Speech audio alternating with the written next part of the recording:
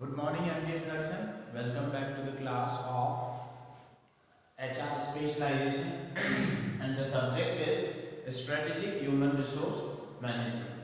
Okay, so in the previous video lectures, we have discussed about the different kind of recruitment and selection typology. Okay, and we have discussed about the different kind of performers. Okay, the employee performers. Okay, तो employee performers कौन कौन से होते हैं? Solid citizens होते हैं, marginal performers होते हैं, under achievers होते हैं, ठीक है, and we have the question marks. Okay, so वो अपन ने पढ़ा था कि किस तरह से पोटेंशियल कितना है एम्प्लॉय का, ठीक है, और वो किस तरह से परफॉर्म कर रहा है, ठीक है। तो उसके बेसिस पे अपन ने ये चारों तरह के टाइप के परफॉर्मर्स पढ़े थे, ठीक है। उसके बाद है अपना अपन ने पढ़ा था रिक्रूटमेंट एंड सिलेक्शन टाइपोलॉजी, ठीक है। उसके अंदर अपन ने अब ऑर्गेनाइजेशंस किस तरह के होते हैं वो पढ़ा था अपन ने, ठीक है। तो पहला पढ़ा था अपन ने कॉस्ट रिड्यूसर्स, ठीक है।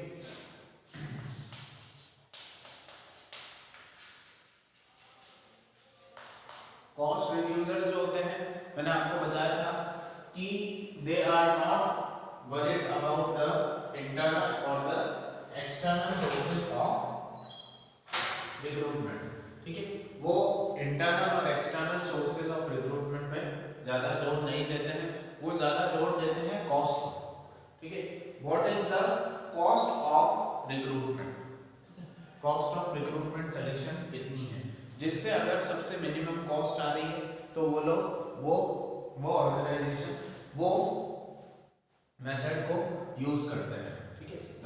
If the internal recruitment and selection is more suitable in the cost wise then they will prefer internal, and if the external selection is more suitable from the long term prospect of the cost, then it is known as the cost reducers, ठीक है। तो उनकी पहली priority क्या होती है, cost को जितने कम हो सके मिनिमाइज करना, ठीक है।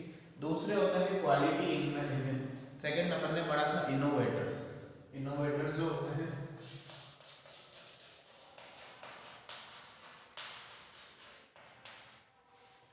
इनोवेटर, इनोवेशन का मतलब होता है कुछ नया करना, तो इनोवेटर्स जो जितने भी होते हैं, ठीक है, वो क्या ऑर्गेनाइजेशन जो होते हैं वो क्या थिंकिंग रखते हैं that there should always be the infusion of new blood, new ideas, new thinking in the organization, ठीक है। हमेशा क्या है ऑर्गेनाइजेशन जो संगठन है उसमें एक नई सोच, नई आइडियाज, नई ब्लड की जरूरत हमेशा होती है, ठीक है। So they always prefer the external recruitment and selection, ठीक है, in order to maximise the workforce creativity, workforce की जो क्रिएटिविटी है उसको मैक्सिमाइज करने के लिए long term sustainability of the company, searching for qualities such as propensity risk and tolerance for ambiguity, ठीक है। तो ये क्या बिलीव करते हैं कि एक्सटर्नल सिलेक्शन जो है, कि external recruitment and selection is the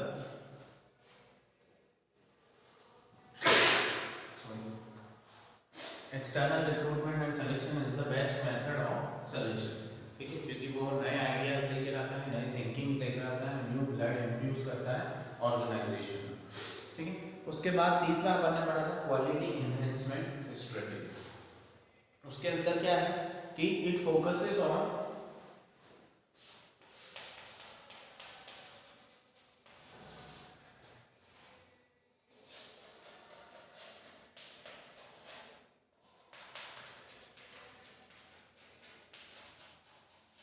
focuses mainly on the internal recruitment and selection, okay. So it focuses on internal recruitment and selection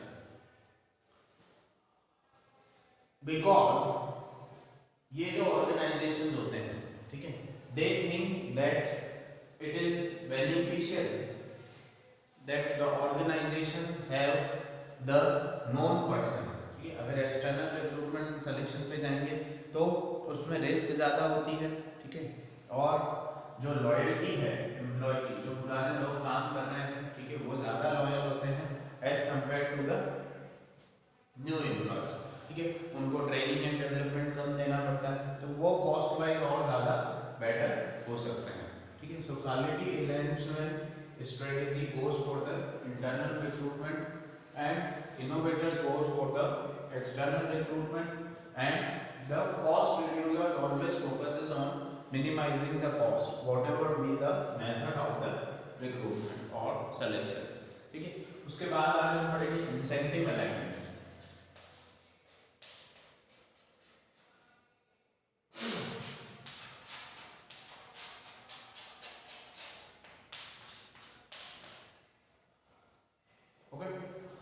Incentive alignment. Okay.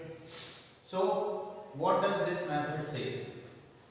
ये क्या बोलता है कि जितने भी CEOs होते हैं कंपनी, ठीक है, उनको लॉन्ग टर्म तक कंपनी के साथ जोड़ने के, ठीक है, उनके पे एडजस्टमेंट्स की जगह उनको लॉन्ग टर्म बेनिफिट्स दिए जाए, ठीक है, long term benefits in the compensation, जो भी उनको कंपेंसेशन दिया जा रहा है, ठीक है, उसमें उनको लॉन्ग टर्म बेनिफिट्स दिए जाएं, जैसे स्टॉक ऑप्शंस, ठीक है, शेयर ऑप्शंस, मतलब वो कंपनी के उनको शेयर्स दिए जाए, ठीक है, कुछ स्टॉक्स कंपनी के उनको दिए जाए। इस तरह से क्या होता है कि इस तरह के इंसेंटिव्स देने से क्या होता है कि जो अलाइनमेंट है टुवर्ड्स द ऑर्गेनाइजेशन, ठीक है, जो उनकी सोच है towards the organisation that can be increased, ठीक है, उनकी सोच जो है, अलाइनमेंट जो है, उसको हम बढ़ा सकते हैं टुवर्ड्स द ऑर्गेनाइजेशन, ठीक है।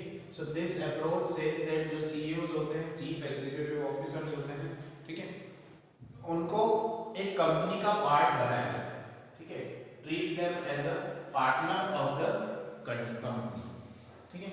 तो दिस कॉन्सेप्ट जो होता है वो एजेंसी थ्योरी पर बेस्ड है।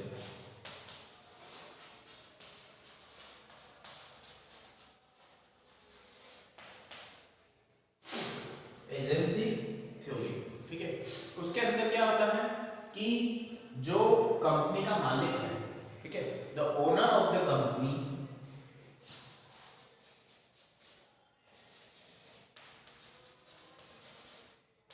डिस्ट्रीब्यूट ऑल द वर्क, ठीक है, टू एन एजेंट, ठीक है, इसको अपन बोलेंगे principal.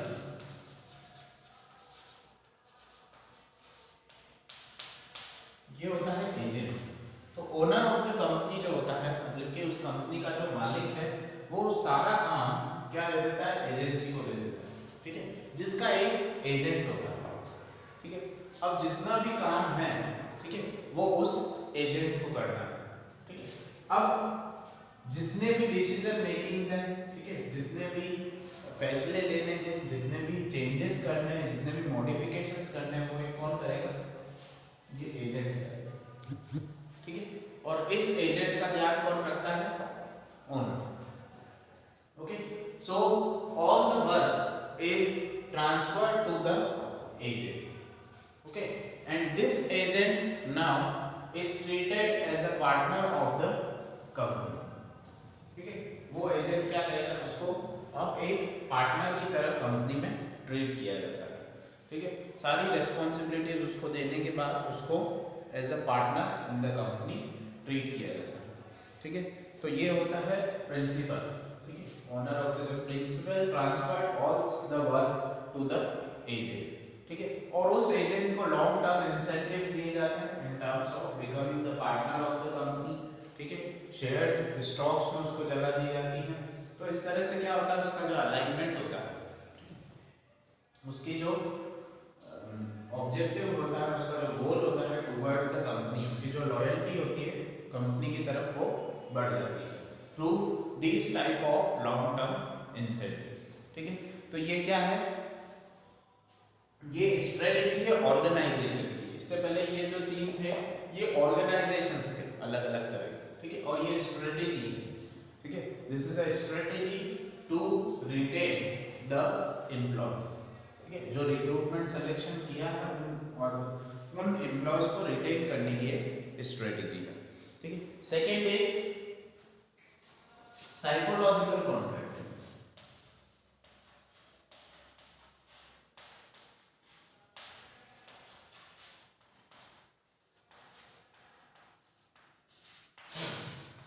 Psychological contracting.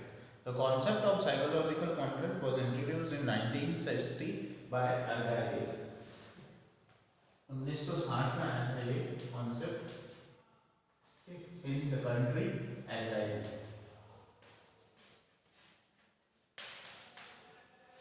Okay, so over the next 5 years, the new concept got much attention from various sources. It received little attention, therefore, until 1990s. The economic downturn led to restructuring, downsizing, mergers, takeovers in many organizations. This was accompanied by changes in personnel felt and acted towards their employees. The psychological contract helped accept those changes and therefore regained attention.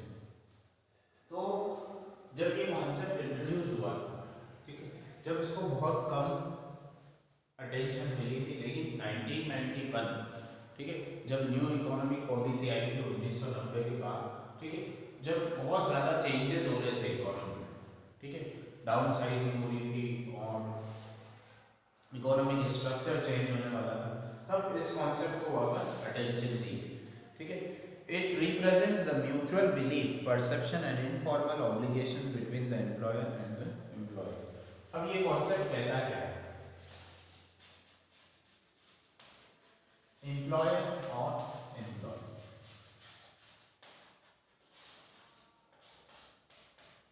अगर psychological contract है employer और employ के बीच में, ठीक है, तो ये जो अपना जॉब कॉन्ट्रैक्ट होता है, एम्प्लॉयमेंट कॉन्ट्रैक्ट होता है, उससे अलग होता है, ठीक है। एम्प्लॉयमेंट कॉन्ट्रैक्ट में तो क्या होता है कि आपकी रोल्स एंड ड्यूटीज दे रखी है, आपको वो रोल्स एंड ड्यूटीज परफॉर्म करनी है एम्प्लॉयमेंट को, किसी भी एम्प्लॉय को, ठीक है, और एम्प्लॉयर की दे रखी है कि एम्प्लॉयर को कौन से रोल्स एंड ड्यूटीज परफॉर्म करनी है।